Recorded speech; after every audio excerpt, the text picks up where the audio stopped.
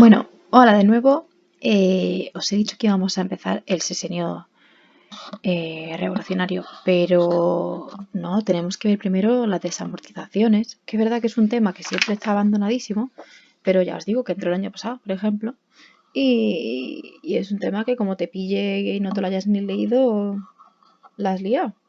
Vaya, clarísimo.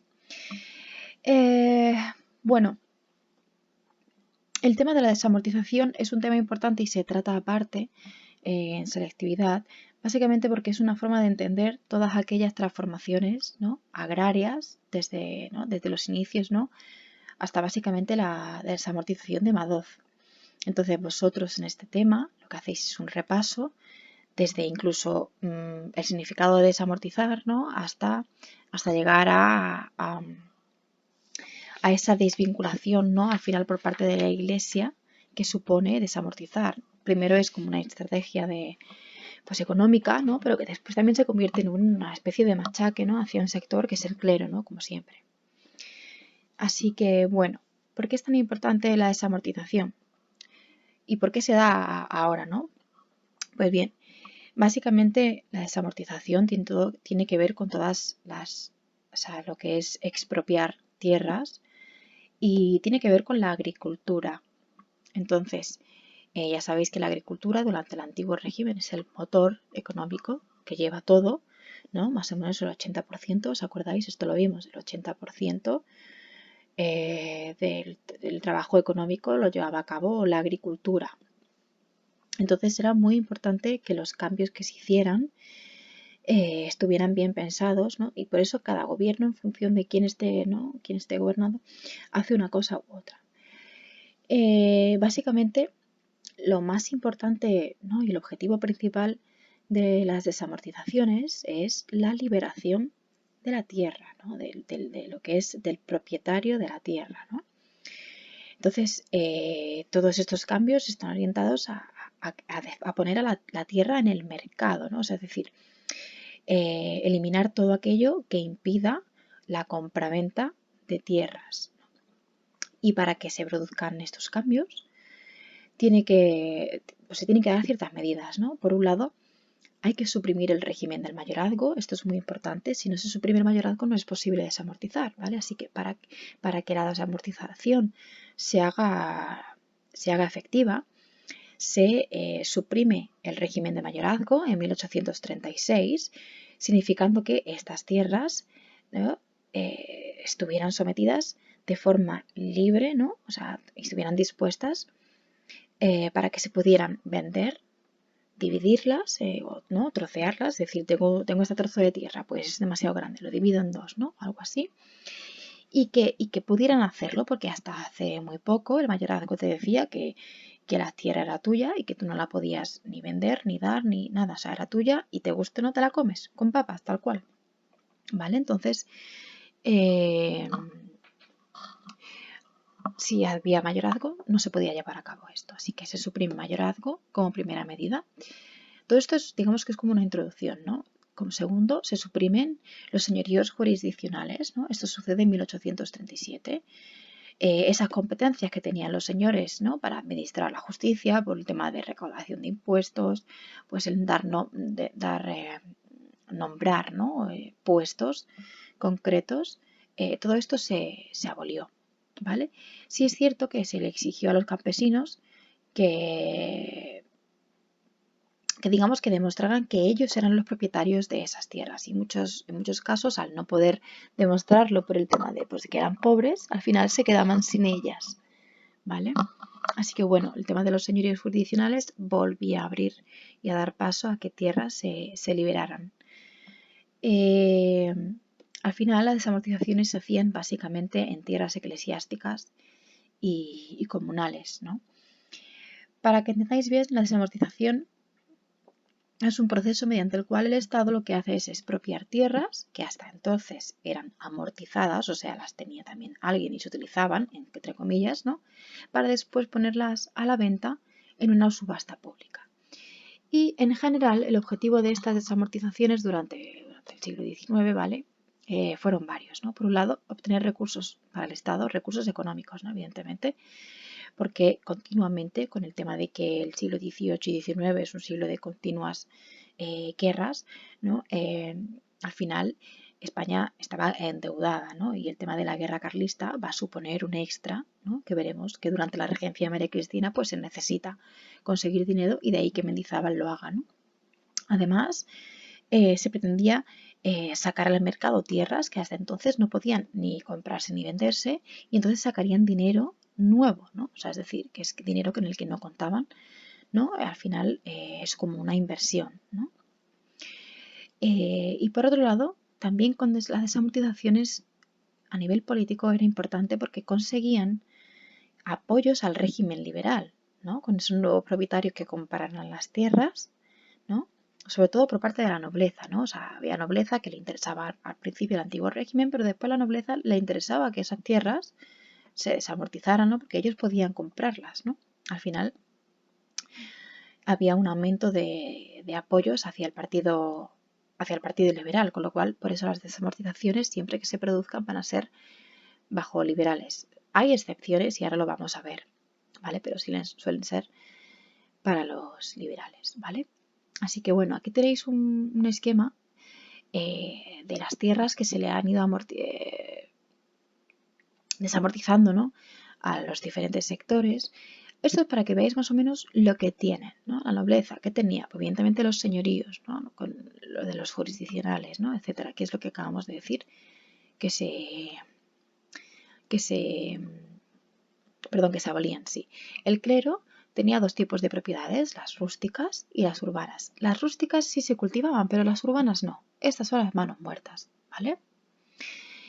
Y bueno, los municipios tenían los bienes comunales, ¿no? Y los bienes propios, ¿no? Que tampoco se trabajaban, ¿no? Del todo, ¿vale? Para que veáis un poquito el por qué había tierras que estaban en desuso, ¿no? Y también en las que se conocen como manos muertas.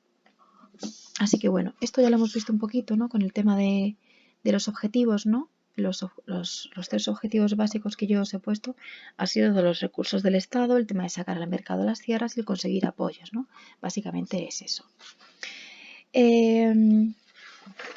Bueno, aunque empecemos directamente con Carlos III, sí hay que mencionar que con Felipe II se hace un intento de desamortizar tierras, ¿vale? Con el tema, ¿no? de la expropiación, pero es verdad que no le fue bien.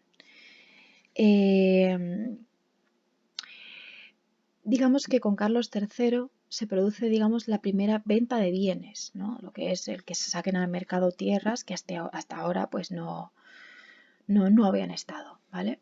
Y en este caso lo hace de la mano de Olavide, de uno de los ministros ilustrados de Carlos III, ¿vale? Que se encargó de las reformas en agricultura, ¿vale? Y lo que trató de hacer era poner en venta bienes estatales para así conseguir que ciertos campesinos la trabajaran, ¿no? O sea, había campesinos que tenían tierras o estaban arrendados en tierras y otros que eran campesinos y no tenían tierras y trabajaban al mejor postor, ¿no? Entonces lo que hacían con esto era asentarlos en una de las tierras ya de forma fija y asegurarse la producción, ¿no? Que saliera de esas tierras hasta ahora inutilizadas. Como antecedentes también tenemos las medidas desamortizadoras de... Voy a beber agua, ¿vale, chicos?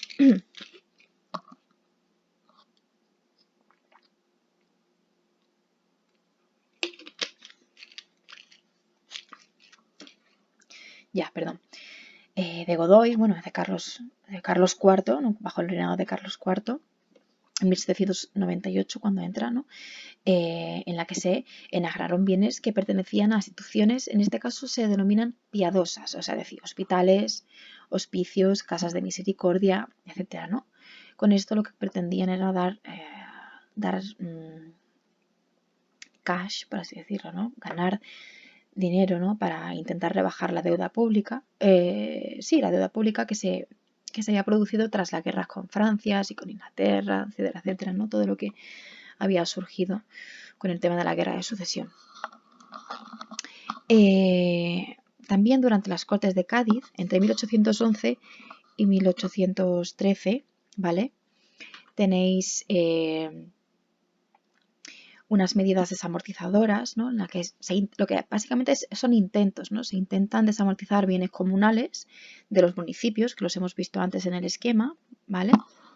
Para intentar, digamos que, ganar, o sea, para poder comprar más alimentos afuera, el tema de las armas, las Cortes de Cádiz, recordar en qué momento histórico estaban, ¿no? Todo lo que ayudara a lo que es ¿no? a defender la patria, ¿no? El socorro a los ciudadanos, ¿no? Todos aquellos que no eran propietarios, ¿no? También se desamortizaron bienes eclesiásticos durante la Guerra de Independencia. Por ejemplo, tenemos el caso de José I, que ahí lo tenéis, ¿no? José I Bonaparte entre 1808 y el 13, ¿no? Sobre todo en 1809, por ejemplo, suprimió numerosas comunidades religiosas y lo que hizo fue pasar sus bienes a la hacienda pública, ¿no? Así las Cortes de Cádiz pudieron realmente con esos bienes vender conventos, ¿no? Por ejemplo, o procedentes también de las órdenes militares, ¿no? O de la Inquisición, ¿no? Lo que pasa es que cuando vuelve Fernando VII, todos estos decretos, ¿no? de desamortización quedaron totalmente abolidos, ¿vale? Así que bueno, pero sí tenemos unos intentos ya de desamortización en las Cortes de Cádiz. También hay que destacar, antes de Mendizábal, ¿vale? La desamortización del trienio liberal entre 1820 y 1823, que lo que hicieron fue volver a entrar, ¿no? en vigor las medidas que se tomaron en las Cortes de Cádiz. Y además se adelantan la gran desamortización de los bienes de la Iglesia con el decreto de supresión de monacales. Esto lo dimos también en clase. Decreto de supresión de monacales de 1820. ¿Vale? Por el que se quedan disueltos numerosos monasterios, conventos, órdenes religiosas y además sus bienes se vuelven a incorporar al Estado para el pago ¿no? del crédito público. Pero con la vuelta del absolutismo, ¿os acordáis que en 1823 entran los 100.000 hijos de San Luis? Fernando VII vuelve a obligar, ¿no? a restituirse los bienes incautados, ¿no? Los que se hacen es que se devuelve. ¿Vale?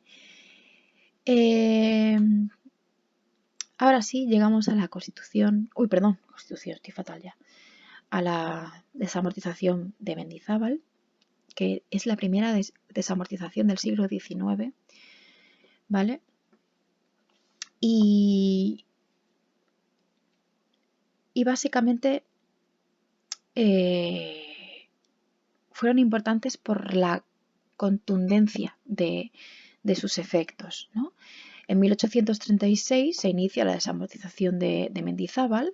Mendizábal era el jefe de gobierno y ministro de Hacienda en ese momento, ¿no? En el momento de que Calatrava tenía el gobierno. Estamos hablando de la regencia de María Cristina. Y fue el responsable de la desamortización. Se conoce como la desamortización más importante en cuanto a volumen, ¿vale? En cuanto a rapidez, ¿no? Lo efectiva que fue. Y afectó a la Iglesia, ¿vale? ¿Cómo? O sea, ¿qué hicieron? ¿No? Pues, ¿qué hizo Mendizábal? Lo que hizo fue expropiar las tierras, las propiedades, las nacionalizó y después las ponía a la venta.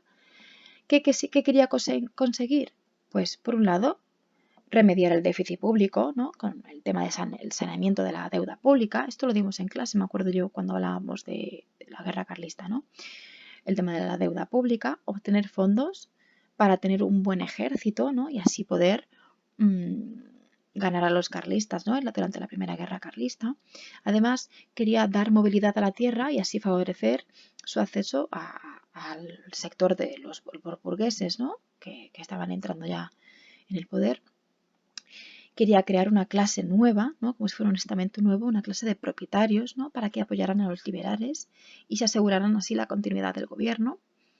Y, por qué no decirlo, también un castigo a la Iglesia por su apoyo al carlismo y así, ¿no? Limitar su poder y su influencia en España, ¿vale?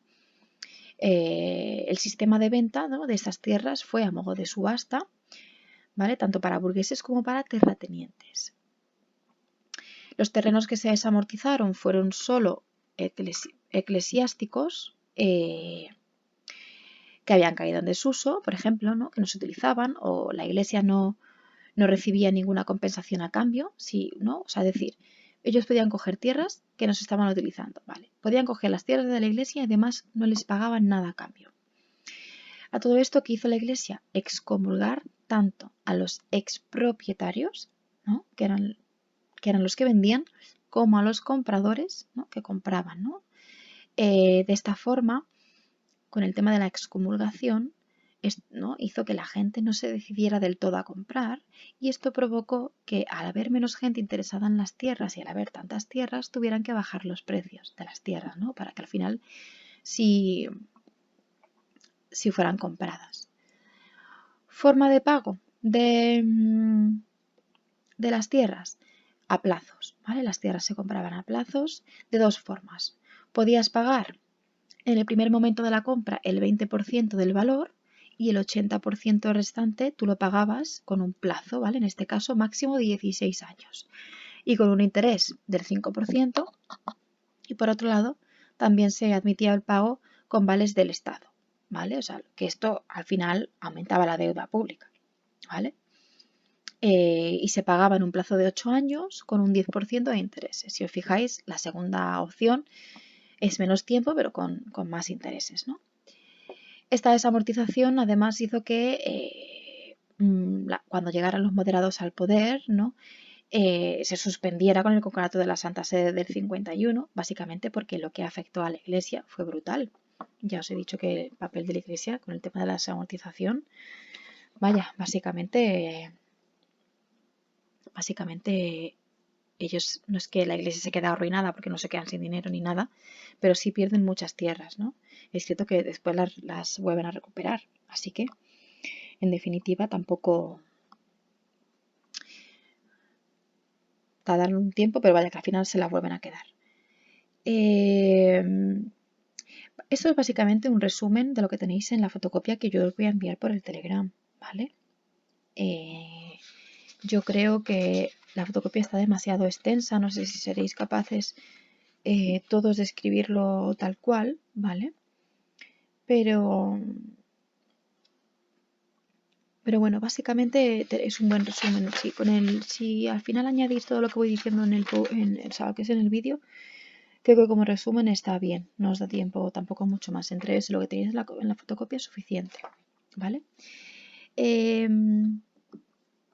Vamos a añadir, porque ahora vendría la de Madoz en el PowerPoint, pero hay que añadir la desamortización que se produce durante la regencia de Espartero. ¿Os acordáis que cuando Espartero entra en la regencia, lo que hace es acelerar, ¿no? la desamortización, en este caso en el clero secular, ¿vale? Que aunque dure poquito, sí es cierto que hay parte del clero que se queda afectada, ¿no? Después igualmente se queda de nuevo con el tema de la década moderada, al final el tema se queda ahí, ¿no? En stand-by, ¿no? Pero sí es cierto que hay un momento en el que Espartero sí acelera la desamortización, ¿vale? Así que bueno, básicamente a nosotros nos interesan dos, la de Mendizábal, que es la que acabamos de estudiar, y la de Madoz. Madoz la lleva a cabo durante el bienio progresista, en 1855, y es la que se conoce como la desamortización civil. Básicamente, las medidas que se tomaron fueron sobre todo para tratar de financiar la finalización, ¿no? de la construcción de red de ferrocarril. No fue tanto en sí a molestar a la iglesia, aunque también estaba, ¿no? También estaba en una de las intenciones, ¿vale? Y estaríamos ahora mismo en la página 5 de la fotocopia, ¿vale? Y ahí tenéis creo que está también demasiado extenso. Yo os lo puedo resumir básicamente en ciertos puntos. Básicamente la desamortización de Madoz afectó a las tierras eclesiásticas que no fueron desamortizadas por Mendizábal, pero sobre todo también a las tierras municipales, ¿no? Y esto hizo que los campesinos lo notaran, porque las tierras municipales las trabajaban ellos también, ¿vale? Así que en una parte de las reformas de los progresistas del bienio, ¿no? de este momento, por eso os digo que apoyan al carlismo, porque se ven afectados por estas medidas. Además, lo que hace Madoz simplemente es reanudar el proceso desamortizador del bienio progresista, perdón, de Mendizábal, y lo que hace es poner en venta de nuevo todos esos bienes de la Iglesia, de los municipios, de ahí que se considere desamortización civil, y en este caso, estos bienes expropiados que entran en la venta pública, en la subasta, solo pueden ser pagados en metálico. ¿Por qué? Porque si han visto que durante Mendizábal hay una deuda pública, ¿no? O sea, es decir, tú das unas tierras, pero tú no ves, no percibes el dinero tal cual, ahora lo que hay que hacer es, si quieres tierra, me la pagas en metálico, en cash, ¿vale?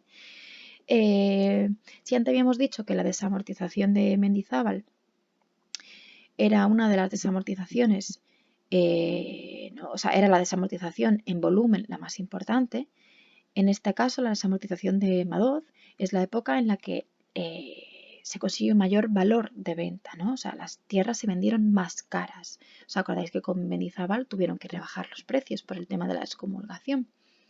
¿Vale? Destino principal de la desamortización de Madoz, la financiación del ferrocarril, como ya hemos dicho. ¿Y quiénes se van a beneficiar? Evidentemente, pues la alta burguesía, que es la única que va a poder comprar esas tierras, ¿no? Si queremos poner, digamos, en consecuencia en general, aunque después tenéis apartados en el tema en el que, pues en fin, se pueden ver cuáles son las medidas que se toman, ¿no? A nivel social, quiénes son los que acaban ganando o perdiendo con el tema de la desamortización, a nivel político, etcétera, etcétera, sí creo que podríamos resumir básicamente diciendo que comienza a imponerse lo que es el concepto capitalista y liberal de la propiedad de la tierra, ¿vale? Entonces ese concepto del antiguo régimen se va perdiendo con la desamortización. Además, se consolida lo que es la gran propiedad, especialmente ¿no? después de la desamortización de Mendizábal, ¿no? En este caso, en el de Madoz, no se crea, digamos, un sistema de créditos, con lo cual no se facilita a que el pequeño campesino pueda comprar las tierras desamortizadas, ¿no? Sin embargo, en contraposición, quienes adquieren las tierras son la burguesía y la nobleza. ¿Qué quiere decir? Que al final los más ricos siguen siendo más ricos. Esto es como siempre, ¿no? Los grandes perjudicados, evidentemente, van a ser los campesinos. Muchos vieron cómo las tierras que arrendaban simplemente cambiaban de dueño, no se vieron beneficiados de ningún tipo. En otras ocasiones la situación empeoró porque dejaron de acceder a las tierras comunales que se habían desamortizado y los señores se adueñaron de las tierras de los campesinos en las que antes solo, ¿no? Se ejercía jurisdicción, ¿no? Ahora directamente ellos no pueden entrar a esa tierra a trabajar. Esto es lo que hizo que el campesino, ¿no? Este pequeño campesino entre dentro de la ideología carlista, ¿no? Porque al final, mejor malo conocido que bueno por conocer, ¿no? O también, dicho esto, de Guatemala a Guatepeor. Al final, ¿quiénes son los que siempre acaban fatal? Pues los pobres campesinos. Principales compradores, ya hemos dicho que son la burguesía urbana y también algunos nobles, en este caso terratenientes, que se convierten finalmente en claros apoyos del capitalismo. ¿Esto creéis que benefició a la agricultura, lo que es en general, ¿no? Como sistema? No, la agricultura más se mantuvo estancada. Los grandes propietarios, además, tanto nobles como burgueses, mantuvieron el sistema de explotación tradicional, o sea, es decir, baja productividad por hectárea, utillaje rudimentario por el tema de pocas técnicas de rotulación, poca especialización de cultivo, no se elegían semillas para cultivar, o sea, es decir, que no hay una investigación ni hay un intento de mejorar, ¿no? La calidad del cultivo, no se emplean abonos biológicos, ¿no? No hay un buen trato de la tierra, ¿no? Lo único que hacían era recibir las rentas de la tierra, pagar una pequeña parte a los campesinos sin invertir el dinero que ganaban en mejorar la agricultura. Pero sí es cierto que sí hay que destacar que sí creció la superficie cultivada por la roturación de las tierras que sí se habían desamortizado, como por ejemplo que antes eran bosques o eran pastos, ¿no? Es decir, había tierras que ya estaban preparadas para el cultivo y otras no, y las que no lo estaban, sí es cierto que sí se roturaron. ¿Esto qué hizo? Pues sí es cierto que aumentó la producción agraria, pero manteniéndose las técnicas tradicionales, ¿no? Lo que pasa es que como ahora hay tierras que sí se trabajan y sí producen, pues aumenta, ¿no? ¿Creéis que la Hacienda tiene un papel protagonista, ¿no? después de las amortizaciones? No, la Hacienda realmente, la Hacienda Pública no ve más dinero. O sea, sí lo ve, pero no el que esperaba, lo que ha invertido, ¿no? No lo ve devuelto, por así decirlo. Así que para que veáis que al final la desamortización, más que a nivel económico, ha supuesto para la historia, por lo menos de España, ¿no? En un arma más ideológico, ¿no? En contra de un sector. Primero es el clero y que ya veremos que en general es contra la Iglesia, ¿no? Y con el intento de separar y desvincular a la Iglesia de cualquier entidad que forme parte del Estado. ¿Vale? Así que bueno, yo creo que esto es un buen resumen de las desamortizaciones. Aquí tenéis unas cuantas consecuencias positivas. No creo que este tema, el tema de la desamortización, requiera más tiempo. Yo este tema lo di, me acuerdo yo en clase, lo di yo con el otro grupo y lo di en un solo día, tal cual. Porque es un tema bastante fácil, que creo que es más entender un poco los objetivos, entender que forma parte de los liberales y sobre todo centrarnos en dos, Mendizábal y Madoz. Aunque tengáis que mencionar, si es cierto que en los antecedentes tenéis que mencionar las que hay antes, ¿eh? Y entre medias la de Espartero, aunque sea hay que mencionarla, ¿vale? Pero creo que es suficiente.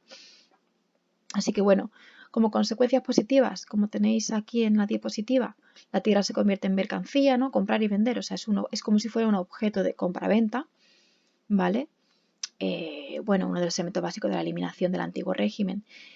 Sí, básicamente porque al final el tema de la compra-venta y el tema de la movilidad del dinero hace que los propietarios, que son los nobles, que son los burgueses, tengan mucho poder, con lo cual el poder del rey se queda bastante reducido, ¿no? Porque al final el tema de vivir en un sistema monetario hace que quien tiene dinero es importante y tiene poder, ¿no? Y en las tierras las compran personas que al final adquieren ese poder, ¿vale?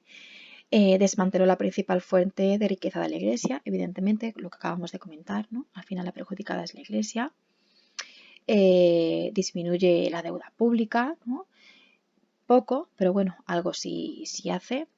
Y bueno, el tema de la aportación de los recursos para el Estado contra el carlismo con el tema de la parte de Mendizábal.